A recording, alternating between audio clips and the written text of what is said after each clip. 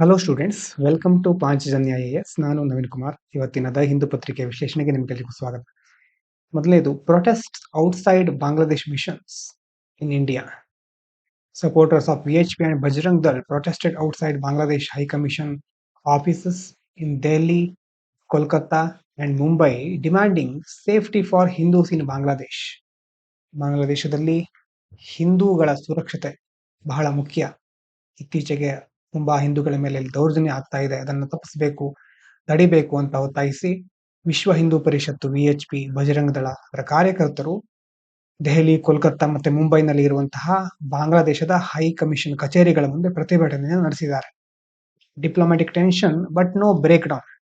Bangladesh summoned India's envoy and sought a thorough probe, while India called in Bangladesh High Commissioner for a cordial discussion to ease tension. ಈಗ ಘಟನೆಯಿಂದಾಗಿ ಸ್ವಲ್ಪ ಎರಡು ದೇಶಗಳ ನಡುವೆ ರಾಜತಾಂತ್ರಿಕ ವಾತಾವರಣ ಸ್ವಲ್ಪ ಬಿಗಿ ಆಗ್ತಾ ಇದೆ. ಬಾಂಗ್ಲಾದೇಶ ಭಾರತದ ರಾಯಭಾರಿಗಳನ್ನ ಕರೆಸಿ ತನಿಖೆಗೆ ಒತ್ತಾಯಿಸ್ತಾ ಇದೆ.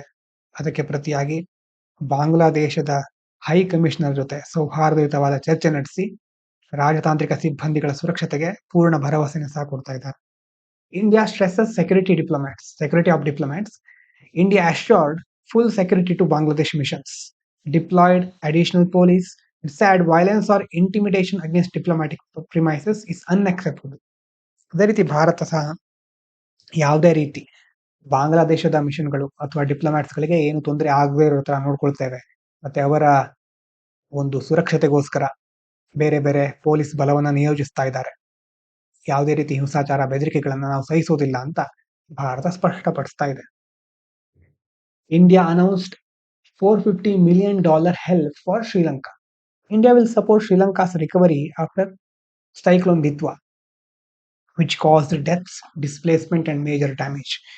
ದಿತ್ವಾ ಚಂಡಮಾರುತದಿಂದ ಶ್ರೀಲಂಕಾ ತತ್ತರಿಸಿ ಹೋಗಿತ್ತು. ಈಗ ಅದರ ಚೇತರಿಕೆಗೋಸ್ಕರ ಭಾರತ $450 million ಆರ್ಥಿಕ ನೆರವನ್ನ ಘೋಷಿಸ್ತಾ ಇದೆ.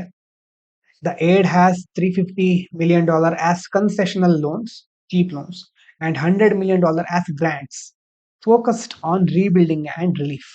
ಈ ಟೋಟಲ್ ಆಗಿ $450 million ಪ್ಯಾಕೇಜ್ ಇದೆಯಲ್ವಾ, ಇದರಲ್ಲಿ $350 million ಕನ್ಸೆಷನಲ್ ಲೋನ್ಸ್, ರಿಯಾಯಿತಿ ದರದ ಸಾಲ, ಉಳಿದಿರೋದು $100 million ಅನುದಾನ, ಗ್ರಾಂಟ್ ಸಹ ಕೊಡ್ತಾರೆ, ಉಚಿತವಾದಂತಹ ಸಹಾಯದ ರೂಪದಲ್ಲಿ ಕೊಡ್ತಾರೆ.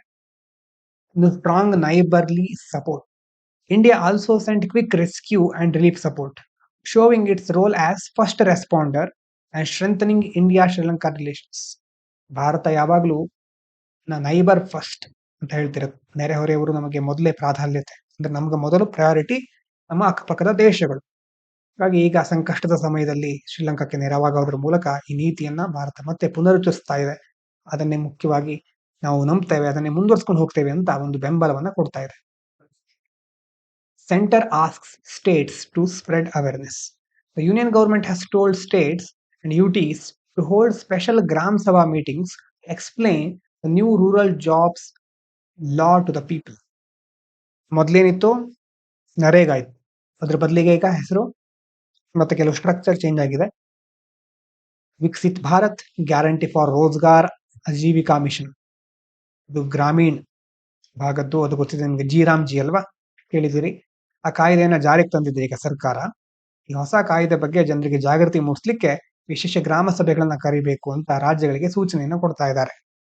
About the new rural jobs act, Viksit Bharat guarantee for Rozgar and Ajeevika mission Gramin act 2025 replaces Narega and aims to strengthen rural jobs and livelihoods through a rights-based approach. ಹಕ್ಕು ಆಧಾರಿತ ಪದ್ಧತಿಯ ಮೂಲಕ, ರೈಟ್ ಬೇಸ್ಡ್ ಅಪ್ರೋಚ್ ಮೂಲಕ ಗ್ರಾಮೀಣ ಉದ್ಯೋಗಗಳನ್ನ, ಜೀವನೋಪಾಯವನ್ನ ಬಲಪಡಿಸುವಂತ ಗುರಿಯನ್ನು ಹೊಂದಿದೆ ಇದು. Monitoring and mixed reaction. The centre will closely monitor implementation using digital proof, while some trade unions and groups have opposed the act and called for its rejection. ಈ ಯೋಜನೆಯನ್ನ ತುಂಬಾ ಚೆನ್ನಾಗಿ ಕಟ್ಟುನಿಟ್ಟಾಗಿ ಮೇಲ್ವಿಚಾರಣೆ ಮಾಡ್ತೇವೆ, ಯಾವುದೇ ರೀತಿ ಹಸ್ತಕ್ಷೇಪ ಆಗ್ಲಿಕ್ಕೆ ಬಿಡೋದಿಲ್ಲ ಅಂತ ಸರ್ಕಾರ ಹೇಳ್ತಾ ಇದೆ. ಇದ್ರ ಬಗ್ಗೆ ಕೊನೆಯಲ್ಲಿ ಒಂದು ಆರ್ಟಿಕಲ್ ಇದೆ, ಅದನ್ನ ಡಿಸ್ಕಸ್ ಮಾಡೋಣ. ಶಿವರಾಜ್ ಅಂತ ಹೆಚ್ಚಾಗಿ ಮಿನಿಸ್ಟರ್ ಬರೆದಿರೋದು ಅದು ಅಲ್ವಾ. ಇವತ್ತು ಹಿಂದೂ ಪೇಪರ್ ಯಾರಾದ್ರೂ ಓದಿದ್ರೆ ಆರ್ಟಿಕಲ್ ಎಡಿಟೋರಿಯಲ್ ಅನ್ನ ನೋಡಿರಬಹುದು ಕೆಲವರು. ಅದರಲ್ಲಿ ಎಕ್ಸ್ಪ್ಲೇನ್ ಮಾಡಿದ್ದಾರೆ. ನಾವು ಎರಡೂ ವಿಭಾಗಗಳನ್ನ ನೋಡ್ಬೇಕಾಗತ್ತೆ. ಒಂದು ಆಕ್ಟ್ ಅಂತ ಬಂದಾಗ ಅದರ ಪಾಸಿಟಿವ್ ಮತ್ತೆ ನೆಗೆಟಿವ್ ಎರಡನ್ನ ಸಹ ನೋಡ್ಬೇಕು. ಇವತ್ತಿನ ಎಡಿಟೋರಿಯಲ್ ಅದನ್ನ ಡಿಸ್ಕಸ್ ಮಾಡ್ಲಿಕ್ಕಿದ್ದಾವೆ, ಸ್ವಲ್ಪ ಹೊತ್ತಿನ ನಂತರ ನೋಡೋಣ. ಹಾಗಾಗಿ ಈ ಹೊಸ ಕಾಯ್ದೆಯನ್ನ ಕೆಲವು ಕಾರ್ಮಿಕ ಸಂಘಟನೆಗಳು ವಿರೋಧಿಸ್ತಾ ಇವೆ. ಯಾಕಂದ್ರೆ ಕೇಂದ್ರ ಸರ್ಕಾರ ತನ್ನ ಜವಾಬ್ದಾರಿನ ತಪ್ಪಿಸ್ಕೊಳ್ತಾ ಇದೆ ಅಂತೆಲ್ಲ ಹೇಳ್ತಾ ಇದೆ. ನೋಡೋಣ ಅದ್ರ ಬಗ್ಗೆ. Serious allegation against Israel's PM. Former aide claims that Benjamin Netanyahu tried to avoid taking responsibility for the October 7 Hamas attack instead of accepting accountability. October 7ನೇ ತಾರೀಕು ಹಮಾಸ್ ನಡೆಸಿದ ದಾಳಿಗೆ ಸಂಬಂಧಿಸಿದ ಹಾಗೆ ಬೆಂಜಮಿನ್ ನೆತನ್ಯಾಹು ಇಸ್ರೇಲ್ ಪ್ರಧಾನಿ ಇದಾರಲ್ವಾ, ಅವರು ತಮ್ಮ ಹೊಣೆಗಾರಿಕೆ ಒಪ್ಕೊಳ್ಬೇಕಿತ್ತು, ಅದರ ಬದಲು ಜವಾಬ್ದಾರಿನ ನುಣುಚಿಕೊಳ್ತಾ ಇದ್ದಾರೆ ಅಂತ ಅವರ ಮಾಜಿ ಸಹಾಯಕರು ಗಂಭೀರ ಆರೋಪವನ್ನ ಮಾಡ್ತಾ ಇದ್ದಾರೆ. Pressure for independent inquiry. Critics say Netanyahu has resisted an independent state investigation into the attack, which was the deadliest in Israel's history, raising concerns about transparency and accountability. ಮತ್ತೆ ಇದರ ಕುರಿತಾಗಿ ಸ್ವತಂತ್ರವಾದ ತನಿಖೆ ನಡೆಸಲಿಕ್ಕೆ ಸಹ ನೆತನ್ಯಾಹು ಅವರು ಹಿಂದೇಟು ಹಾಕ್ತಾ ಇದ್ದಾರೆ. ಹೀಗಾಗಿ ಪಾರದರ್ಶಕತೆ ಇಲ್ಲ ಅನ್ನುವಂತ ಕಳವಳ ವ್ಯಕ್ತ ಆಗ್ತಾ ಇದೆ. War continues despite controversy. ಅದಕ್ಕೇನು ನಿಲ್ಲೋದಿಲ್ಲ ವಾರ್ ಅನ್ನೋದು.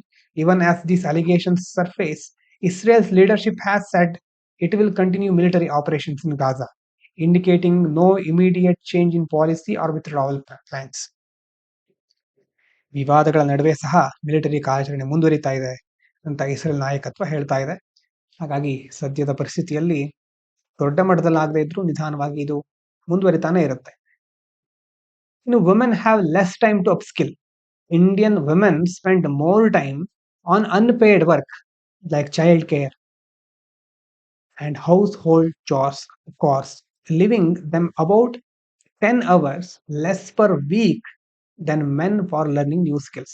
ಏನಾಗ್ತಾ ಇದೆ, ಪುರುಷರಿರ್ತಾರೆ, ಪುರುಷ ಉದ್ಯೋಗಿಗಳು ಇರ್ತಾರಲ್ವಾ, ಆ ಉದ್ಯೋಗಿಗಳಿಗೆ ರೀಸ್ಕಿಲಿಂಗ್ ಮಾಡ್ಕೊಳ್ಳಿಕ್ಕೆ ಅಥವಾ ಸ್ಕಿಲ್ ಗ್ಯಾಪ್ ಅನ್ನ ಫಿಲ್ ಮಾಡ್ಕೊಳ್ಳಿಕ್ಕೆ ಸಮಯ ಸಿಗ್ತಾ ಇದೆ. ಆದ್ರೆ ಮಹಿಳಾ ಉದ್ಯೋಗಿಗಳಿಗೆ ಅವರು ತಮ್ಮ ಉಳಿದಿರೋ ಸಮಯವನ್ನ ಮನೆಯಿರೋ ಉಳಿದವರನ್ನ ನೋಡ್ಕೊಳ್ಳಿಕ್ಕೆ, ಚೈಲ್ಡ್ ಕೇರ್ ವರ್ಕ್ ಇರಬಹುದು, ಹೌಸ್ ಹೋಲ್ಡ್ ಕಾರ್ಸ್ ಗಳನ್ನ ನಡೆಸಲಿಕ್ಕೆ, ಅದಕ್ಕೋಸ್ಕರ ಸ್ಪೆಂಡ್ ಮಾಡ್ಬೇಕಾಗತ್ತೆ. ಹೀಗಾಗಿ ಪ್ರತಿ ವಾರನು ಪುರುಷರಿಗಿಂತ ಮಹಿಳೆಯರಿಗೆ ಸಿಗ್ತಾ ಇರತಕ್ಕಂತ ಸಮಯ ಬಹಳ ಕಡಿಮೆ ರೀಸ್ಕಿಲ್ ಮಾಡ್ಕೊಳ್ಳಿಕ್ಕೆ. ಅಂದ್ರೆ ಮುಂದೆ AI ಬರ್ತಾ ಇದೆ. AI may worsen existing inequality. Many jobs done by women are more prone to automation.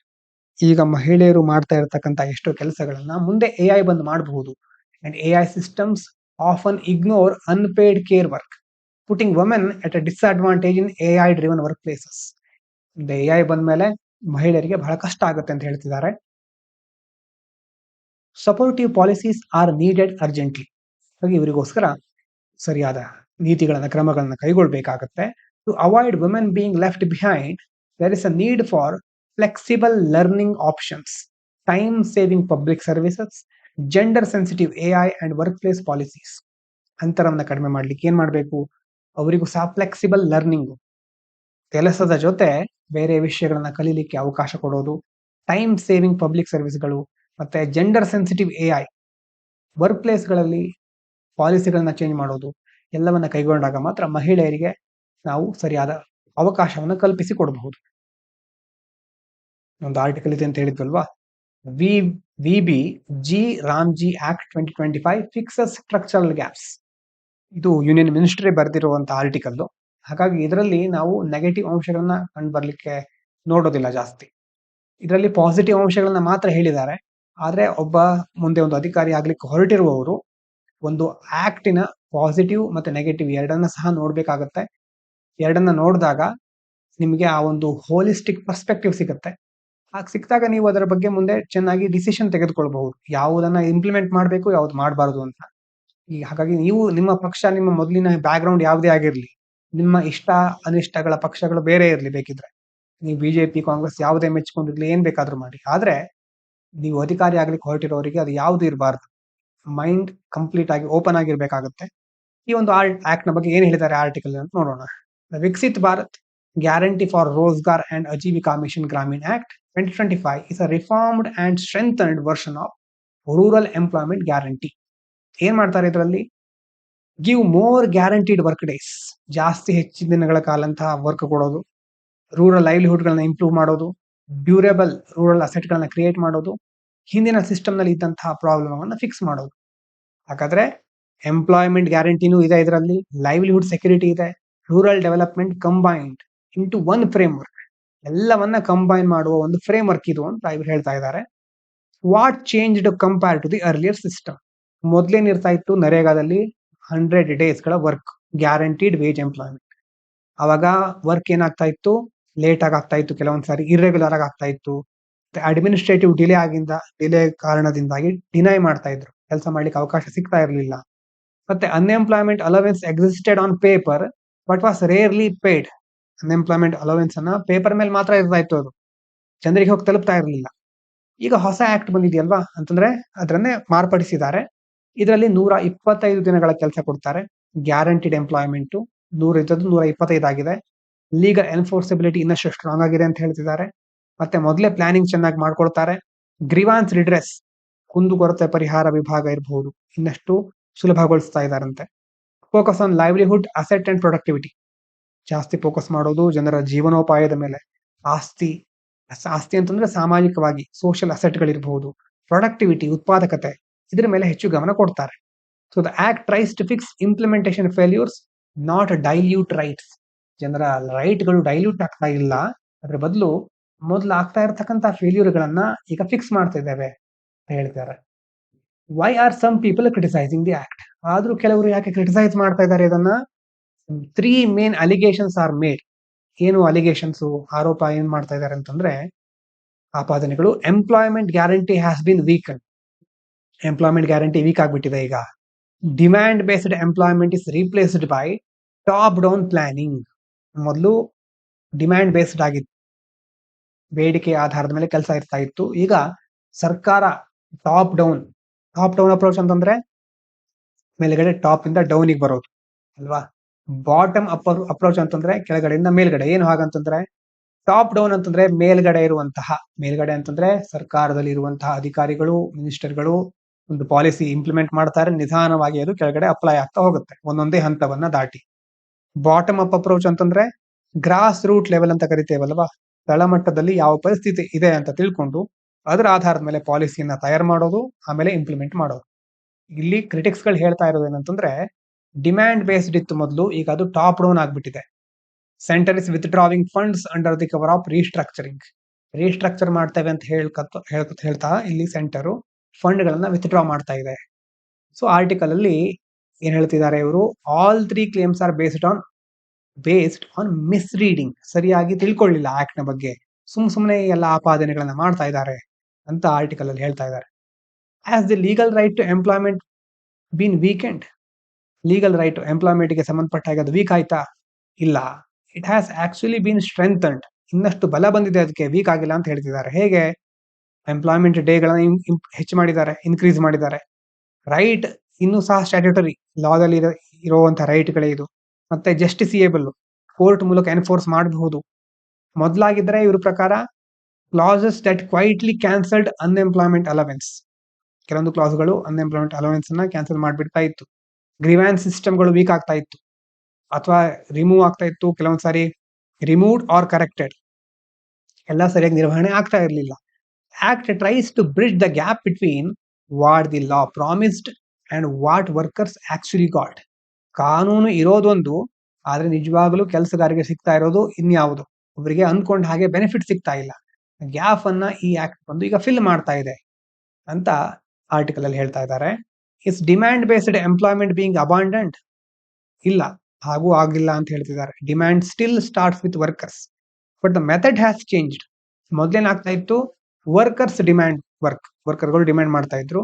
Administration ಅವಾಗ ಫಂಡ್ ಇಲ್ಲ, ಪ್ರಾಜೆಕ್ಟ್ ಇಲ್ಲ, ಆಮೇಲೆ ಬನ್ನಿ, ಈ ತರ ಕಾರಣಗಳನ್ನು ಕೊಟ್ಟು ಕಳಿಸ್ತಾ ಇದ್ರು. ಆದ್ರೆ ಈಗ ಅಡ್ವಾನ್ಸ್ ವಿಲೇಜ್ ಲೆವೆಲ್ ಪ್ಲಾನಿಂಗ್, ಮೊದಲೇ ಪ್ಲಾನ್ ಮಾಡಿರ್ತೇವೆ. Work is already prepared, work ಮೊದಲೇ ಪ್ರಿಪೇರ್ ಆಗಿರುತ್ತೆ. When demand comes work is available. ಯಾವಾಗಲೇ ಡಿಮ್ಯಾಂಡ್ ತೆಗೆದುಕೊಂಡು ಬರಲಿ, ವರ್ಕ್ ಅವರಿಗೆ ರೆಡಿ ಆಗಿರುತ್ತೆ. So planning is not replacing demand, planning is making demand effective. Planning ನಿಂದಾಗಿ ನಾವು ಡಿಮ್ಯಾಂಡ್ ಅನ್ನ ಇನ್ನಷ್ಟು ಎಫೆಕ್ಟಿವ್ ಆಗಿ ಇಂಪ್ಲಿಮೆಂಟ್ ಮಾಡಬಹುದು. So planning does not suppress demand, it operationalises it. Demand ತಕ್ಕ ಹಾಗೆ ಕೆಲಸ ಕೊಡ್ಲಿಕ್ಕೆ ಸಾಧ್ಯ ಆಗುತ್ತೆ ಈಗ ಪ್ಲಾನಿಂಗ್ ನಿಂದ ಅಂತ ಹೇಳ್ತಿದ್ದಾರೆ. Has decentralisation been weakened? Decentralisation weak ಆಗ್ತಾ ಇದೆಯಾ? ಇಲ್ಲ, ಹಾಗೂ ಆಗ್ತಾ ಇಲ್ಲ. Decentralisation is being institutionalised, not reduced. ಯಾಕಂತಂದ್ರೆ ಗ್ರಾಮ ಪಂಚಾಯತ್ ಅಲ್ವಾ, ಅದು ಪ್ರೈಮರಿ ಇಂಪ್ಲಿಮೆಂಟಿಂಗ್ ಅಥಾರಿಟಿ ಮೊದಲು ಇತ್ತು, ಹಾಗೆ ಇರುತ್ತೆ. ಗ್ರಾಮ ಸಭಾಗಳೇ ಈಗ ಪ್ಲಾನ್ಗಳನ್ನ ಅಪ್ರೂವ್ ಮಾಡುತ್ತೆ. ಇಂಪ್ರೂವ್ ಆಗಿರೋದು ಏನಂತಂದ್ರೆ ಪ್ಲಾನಿಂಗ್ ಇನ್ನೂ ಸ್ವಲ್ಪ ರೆಗ್ಯುಲರ್ ಆಗಿದೆ, ಒಂದು ಸ್ಟ್ರಕ್ಚರ್ ಬಂದಿದೆ, ಅದಕ್ಕೆ ಇನ್ನಷ್ಟು ಪಾರ್ಟಿಸಿಪೇಟರಿ, ಭಾಗವಹಿಸುವಿಕೆ ಅಥವಾ ಬೇರೆ ಬೇರೆ ರೀತಿಯಾದಂತಹ ಕ್ರಮಗಳನ್ನ ಎಲ್ಲರ ಒಂದು ಸ್ಟೇಕ್ ಹೋಲ್ಡರ್ಗಳ ಅಭಿಪ್ರಾಯವನ್ನ ಕೈಗೊಂಡು ನಡೆಸೋದು, ಅದನ್ನ ಇಲ್ಲಿ ಜಾಸ್ತಿ ಮಾಡಿಸ್ತಿದ್ದಾರೆ. ವಿಲೇಜ್ ಪ್ಲಾನ್ಸ್ ಆರ್ ಅಗ್ರಿಗೇಟ್, ಅಂದ್ರೆ ಬ್ಲಾಕ್ ಇರಬಹುದು, ಡಿಸ್ಟ್ರಿಕ್ಟ್, ಸ್ಟೇಟ್, ನ್ಯಾಷನಲ್, ಈ ರೀತಿಯಾಗಿ ಅಗ್ರಿಗೇಟ್ ಮಾಡಿದ್ದಾರೆ. ಯಾಕಂತಂದ್ರೆ ಕೋಆರ್ಡಿನೇಷನ್ ಬೇಕು ನಮ್ಗೆ, ಬೇರೆ ಸ್ಕೀಮ್ಗಳ ಜೊತೆ ಕನ್ವರ್ಜೆನ್ಸ್ ಆಗ್ಬೇಕು, ಡ್ಯೂಪ್ಲಿಕೇಶನ್ ಆಗ್ಬಾರ್ದು ಎಲ್ಲಿ ಅಲ್ವಾ. ಒಂದೇ ಕೆಲಸನೇ ಎಲ್ಲಾ ಸ್ಕೀಮ್ಗಳ ಹೆಸರನ್ನ ಹಾಕಿ ಪದೇ ಪದೇ ಫಂಡ್ ತಗೊಳ್ಳೋದು, ಅದನ್ನ ಮಿಡ್ಲಲ್ಲಿ ಕರಪ್ಷನ್ ಮಾಡೋದು, ಅದಾಗಬಾರ್ದು. ಹಾಗಾಗಿ ಹೀಗೆ ಮಾಡ್ತಿದ್ದೇವೆ ಅನ್ನೋದು ಇವರ ಒಂದು ವಾದ. ಕೀ ಡಿಸ್ಟಿಂಕ್ಷನ್ ನೋಡಿ, decision making remains local. Decision making local ಮಟ್ಟದಲ್ಲೇ ಇರುತ್ತೆ. Coherence is centralised. ಆ ಕೋಆರ್ಡಿನೇಷನ್ ಎಲ್ಲ ಒಂದೇ ಕಡೆ ಕರೆಕ್ಟ್ ಆಗಿ ಮ್ಯಾನೇಜ್ ಮಾಡೋದು ಸೆಂಟ್ರಲೈಸ್ ಆಗ್ತಾ ಇದೆ. Was the act passed without consultation? ಕೆಲವರು ಹೇಳ್ತಾರೆ ಕನ್ಸಲ್ಟೇಷನ್ ಇಲ್ಲದೆ ಪಾಸ್ ಮಾಡಿದ್ರು ಆಕ್ಟ್ ಅನ್ನ ಅಂತ. ಇಲ್ಲ, ಹಾಗೂ ಅಲ್ಲ. Before the law, consultations with states, technical workshops, multi stakeholder discussion, feedback from years of rural employment experience ಎಲ್ಲವನ್ನ ಕನ್ಸಿಡರ್ ಮಾಡಿದಾರಂತೆ. So the law is experience driven, not sudden. Sudden ಆಗಿ ಬಂದಿದ್ದಲ್ಲ ಇದು, ಇಷ್ಟೊಂದು ವಿಭಾಗಗಳನ್ನ ಪರಿಶೀಲಿಸಿ ಅಧ್ಯಯನ ಮಾಡಿ ಬಂದಿರುವಂತಹ ಒಂದು ಯೋಜನೆ ಇದು. ಇನ್ನು ಹ್ಯಾಸ್ ಗವರ್ಮೆಂಟ್ ಸ್ಪೆಂಡಿಂಗ್ ರೆಡ್ಯೂಸ್ಡ್? ಸರ್ಕಾರದ ಸ್ಪೆಂಡಿಂಗ್ ಕಡಿಮೆ ಆಗಿದೆಯಾ? ಇಲ್ಲ, ಸ್ಪೆಂಡಿಂಗ್ ಇನ್ಕ್ರೀಸ್ ಆಗಿದೆ ಅಂತ ಹೇಳ್ತಿದ್ದಾರೆ. ಬಜೆಟ್ ಅಲೋಕೇಶನ್ 2013-14ರಲ್ಲಿ 33,000 ಕೋಟಿ ಇತ್ತು, 24-25ರಲ್ಲಿ 86,000 ಕೋಟಿ ಆಗಿದೆ. ನಿಯರ್ಲಿ 95,000 ಕೋಟಿ ತನಕ ಹೋಗುತ್ತೆ ಅಂತ ಹೇಳ್ತಿದ್ದಾರೆ. ಪರ್ಸನ್ ಡೇಸ್ ಜನರೇಟೆಡ್ ಆವಾಗ 1,660 ಕೋಟಿ ಇತ್ತು, ಈಗ 3,260 ಕೋಟಿ ಆಗಿದೆ. ಸೆಂಟ್ರಲ್ ಫಂಡ್ ರಿಲೀಸ್ ಆಗಿರೋದು 2.13 ಲಕ್ಷ ಕೋಟಿಯಿಂದ 8.53 ಲಕ್ಷ ಕೋಟಿಗೆ ಹೆಚ್ಚಾಗ್ತಾ ಇದೆ. ವಿಮೆನ್ ಪಾರ್ಟಿಸಿಪೇಷನ್ 48% ಇರೋದು 56.73%ಗೆ ಇನ್ಕ್ರೀಸ್ ಆಗಿದೆ. ಇದರ ಅರ್ಥ ಏನು? ಇದೆಲ್ಲ ಡೇಟಾದ ಅರ್ಥ ಏನು? Number show strengthening, not withdrawal. ಸರ್ಕಾರ ವಿತ್ಡ್ರಾ ಮಾಡ್ತಾ ಇಲ್ಲ, ಇನ್ನಷ್ಟು ಬಲಗೊಳಿಸ್ತಾ ಇದೆ ಈ ಯೋಜನೆಯನ್ನ ಅಂತ ಹೇಳ್ತಿದ್ದಾರೆ. ಹಾಗಾದ್ರೆ why was reform needed at all? ಯಾಕೆ ರಿಫಾರ್ಮ್ ಬೇಕಿತ್ತು? Because the old system had structural weakness. ಹಿಂದಿನ ಸಿಸ್ಟಮ್ ನಲ್ಲಿ ವೀಕ್ನೆಸ್ ಇತ್ತು. ಏನು? ಇರ್ರೆಗ್ಯುಲರ್ ಎಂಪ್ಲಾಯ್ಮೆಂಟ್ ಸರಿಯಾದ ಸಮಯದಲ್ಲಿ ಸಿಗ್ತಾ ಇರಲಿಲ್ಲ, ಅನ್ಎಂಪ್ಲಾಯ್ಮೆಂಟ್ ಅಲವೆನ್ಸ್ ಸರಿಯಾಗಿ ಬರ್ತಾ ಇರಲಿಲ್ಲ, ಅಸೆಟ್ ಕ್ರಿಯೇಷನ್ ಫ್ರಾಗ್ಮೆಂಟೆಡ್ ಆಗಿತ್ತು, ಜಾಬ್ ಕಾರ್ಡ್ಗಳು ಫೇಕ್ ಆಗಿ ಮಾಡ್ಕೊಳ್ತಾ ಇದ್ರು, ಘೋಸ್ಟ್ ಎಂಟ್ರಿಗಳು ಇರ್ತಾ ಇತ್ತು, ಮತ್ತೆ ಪರ್ಫಾರ್ಮೆನ್ಸ್ ಡ್ರಾಟ್ ಇರಬೇಕಾದ್ರೆ, ಮೈಗ್ರೇಷನ್, COVID-19 ಇರಬೇಕಾದ್ರೆ ಪರ್ಫಾರ್ಮೆನ್ಸ್ ತುಂಬಾ ಪೂವರ್ ಆಗಿತ್ತು. The new act is meant to correct these design flaw. ಹೊಸ ಆಕ್ಟ್ ಅಂದ್ಮೇಲೆ ಏನೇನ್ ಸಮಸ್ಯೆ ಆಗ್ತಿತ್ತಲ್ವಾ ಅದೆಲ್ಲ ನಾವು ನಿವಾರಿಸ್ತೇವೆ, ಪರಿಹಾರ ಕೊಡ್ತೇವೆ ಅದಕ್ಕೆ ಅಂತ ಇವ್ರು ಹೇಳ್ತಿದ್ದಾರೆ. ಅದ್ರ ಜೊತೆ ಇನ್ನೊಂದು ಕ್ವಶನ್ ಬರುತ್ತೆ, is the centre shifting burden to states? Centre ಎಲ್ಲಾ ಬರ್ಡನ್ ಅನ್ನ ಸ್ಟೇಟ್ಗಳ ಮೇಲೆ ಹಾಕ್ತಾ ಇದೆಯಾ ಅಂತ ಕೇಳಿದಾಗ ಇವರು ಅದಕ್ಕೆ ಇಲ್ಲ, ಹಾಗೇನು ಮಾಡ್ತಾ ಇಲ್ಲ. It follows cooperative federalism. ಅಂತಂದ್ರೆ ಸೆಂಟರು ಸ್ಟೇಟ್ ಕೋಆಪರೇಷನ್ ಮೂಲಕ ಮುಂದುವರ್ಕೊಂಡು ಹೋಗೋದು. ಫಂಡಿಂಗ್ ಪ್ಯಾಟರ್ನ್ 60% ಸೆಂಟರ್ ಇದೆ, 40% ಸ್ಟೇಟ್ ಇದೆ. 90-10% ಯಾವ್ದಾದಕ್ಕೆ ಇರುತ್ತೆ? ನಾರ್ತ್ ಈಸ್ಟರ್ನ್ ಸ್ಟೇಟ್ಗಳು, ಹಿಮಾಲಯನ್ ಸ್ಟೇಟ್ಸ್, ಜಮ್ಮು ಕಾಶ್ಮೀರ. ಅದ್ರ ಜೊತೆ ಅಡಿಷನಲ್ ಫ್ಲೆಕ್ಸಿಬಿಲಿಟಿ. ಸ್ಟೇಟ್ಸ್ ಗಳು ಏನ್ ಮಾಡಬಹುದು? ಎಕ್ಸ್ಪ್ಯಾಂಡ್ ವರ್ಕ್ಸ್ ಡ್ಯೂರಿಂಗ್ ಡಿಸಾಸ್ಟರ್ ಇದ್ದಾಗ ವರ್ಕ್ ಅನ್ನು ಎಕ್ಸ್ಪ್ಯಾಂಡ್ ಮಾಡಬಹುದು. Temporary increase employment. Notify no work periods during peak agriculture season peak ಅಲ್ಲಿ ಇದ್ದಾಗ ನೋ ವರ್ಕ್ ಪೀರಿಯಡ್ ಅನ್ನು ನೋಟಿಫೈ ಮಾಡಬಹುದು. This ensures employment does not clash with farming. ಈ ಎಂಪ್ಲಾಯ್ಮೆಂಟ್ ಈ ಕಡೆ ಫಾರ್ಮಿಂಗ್ ಕ್ಲಾಶ್ ಆಗಬಾರದು ಅನ್ನುವಂಥದ್ದನ್ನ ಇಲ್ಲಿ ಮುಖ್ಯವಾಗಿ ಪರಿಗಣಿಸ್ತಾ ಇದ್ದಾರೆ. ಅದೇ ರೀತಿ ಇವರು ಈಗಿನ ಯೂನಿಯನ್ ಮಿನಿಸ್ಟರ್, ಹಾಗಾಗಿ ಹಿಂದಿನ ಗವರ್ಮೆಂಟ್ ಅನ್ನ ಸ್ವಲ್ಪನಾದ್ರೂ ಬೈದ ಇದ್ರೆ ಸಮಾಧಾನ ಇರಲ್ಲ. ಹಾಗಾಗಿ the article argues that under the UPA, United progressive alliance, ಏನಾಗ್ತಾ ಇತ್ತು? ವೇಜಸ್ ವರ್ ಫ್ರೋಸನ್ ಎಟ್ 100 ರೂಪಿ ಡಿಸ್ಪೈಟ್ ಇನ್ಫ್ಲೇಷನ್. ಅವರು ಎಷ್ಟೇ ಇನ್ಫ್ಲೇಷನ್ ಆಗ್ತಿದ್ರು 100 ರೂಪಿಗೆ ಫ್ರೋಸ್ ಆಗಿತ್ತು. ಅಲೋಕೇಶನ್ಸ್ ರೆಡ್ಯೂಸ್ ಆಗ್ತಾ ಇತ್ತು. ಎಂಪ್ಲಾಯ್ಮೆಂಟ್ ಜನರೇಷನ್ ಡಿಕ್ಲೈನ್ ಆಗ್ಬಿಟ್ಟಿತ್ತು. CAG ಅವ್ರ ಪ್ರಕಾರ ಫೇಕ್ ಜಾಬ್ ಗಳನ್ನ ಕ್ರಿಯೇಟ್ ಮಾಡೋದನ್ನ ಜಾಸ್ತಿ ಮಾಡ್ಕೊಂಡಿದ್ರು, ಕರಪ್ಷನ್ ಜಾಸ್ತಿ ಆಗ್ತಾ ಇತ್ತು, ವೇಜಸ್ ಕೊಡೋದು ಡಿಲೇ ಆಗ್ತಾ ಇತ್ತು. ಪುವರ್ ಸ್ಟೇಟ್ಸ್ 20% ಫಂಡ್ ಮಾತ್ರ ಯೂಸ್ ಮಾಡ್ಕೊಳ್ಳಿಕ್ ಸಾಧ್ಯ ಆಗಿತ್ತು. The problem was not the idea of employment guarantee but week governance.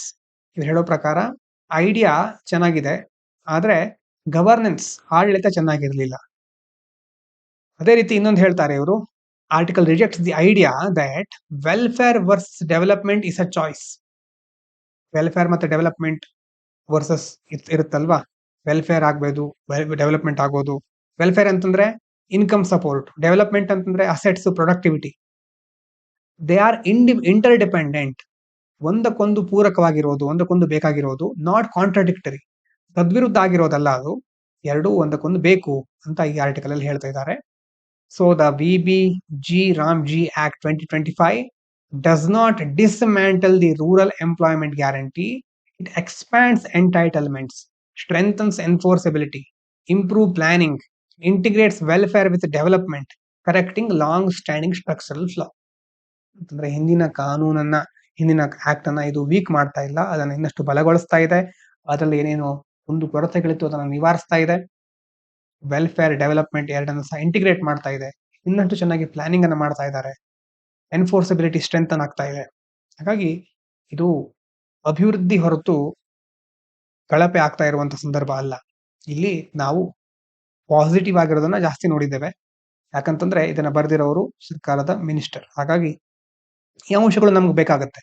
ಯಾವುದೇ ಕ್ವಶನ್ ಬಂದಾಗ ಅದನ್ನ ಕ್ರಿಟಿಕಲಿ ಅನಲೈಸ್ ಅಂತ ಕೇಳಿರ್ತಾರೆ, ಅಥವಾ ಇಲಾಬರೇಟ್ ಅಂತ ಕೇಳಿರ್ತಾರೆ. ಅದಕ್ಕೆ ಕಾಮನ್ ಆಗಿ ನಾವು ಫಾಲೋ ಮಾಡೋ ಪ್ಯಾಟರ್ನ್ ಏನು, ಮೊದಲು ಪಾಸಿಟಿವ್, ಆಮೇಲೆ ನೆಗೆಟಿವ್, ಆಮೇಲೆ ನೆಕ್ಸ್ಟ್ ಬೇಕಿದ್ರೆ ವೇ ಫಾರ್ವರ್ಡ್ ಬರೀಬಹುದು, ಗವರ್ಮೆಂಟ್ ಇನಿಷಿಯೇಟಿವ್ ಬರೀಬಹುದು. ಈ ತರ ಬೇರೆ ಬೇರೆ ಸ್ಟ್ರಕ್ಚರ್ ಅನ್ನ ಕ್ವಶನ್ ಆಧಾರದ ಮೇಲೆ ನಾವು ಬರೀತೇವೆ. ಹಾಗಾಗಿ ಇಲ್ಲಿ ಪಾಸಿಟಿವ್ ಅಂಶಗಳು ತುಂಬಾ ಸಿಗ್ತಾ ಇದೆ, ಅದನ್ನ ಸಹ ಯೂಸ್ ಮಾಡ್ಕೋಬಹುದು. ಅದೇ ರೀತಿ ನೀವು ಇದನ್ನ ಗವರ್ನೆನ್ಸ್ ಅಲ್ಲಿ ಯೂಸ್ ಮಾಡ್ಕೋಬಹುದು, ಹೇಗೆ ಒಂದು ಪಾಲಿಸಿನ ಚೇಂಜ್ ಮಾಡ್ತಾರೆ. ಇನ್ನು ಸೋಷಿಯಲ್ ಜಸ್ಟಿಸ್, ಎಂಪ್ಲಾಯ್ಮೆಂಟ್, ಸೊಸೈಟಿ, ಎಲ್ಲ ಕಡೆ ಯೂಸ್ ಮಾಡ್ಕೊಳ್ಳಿಕ್ಕೆ ಸಾಧ್ಯ ಇದೆ. ಅದು ನಿಮ್ಮ ಕ್ರಿಯೇಟಿವಿಟಿಗೆ ಬಿಟ್ಟಿದ್ದು. ಇವಿಷ್ಟು ಮುಖ್ಯವಾದ ವಿಚಾರಗಳು. ಎಲ್ಲರಿಗೂ ಧನ್ಯವಾದಗಳು. ಇದು ಪಾಂಚಜನ್ಯ IAS.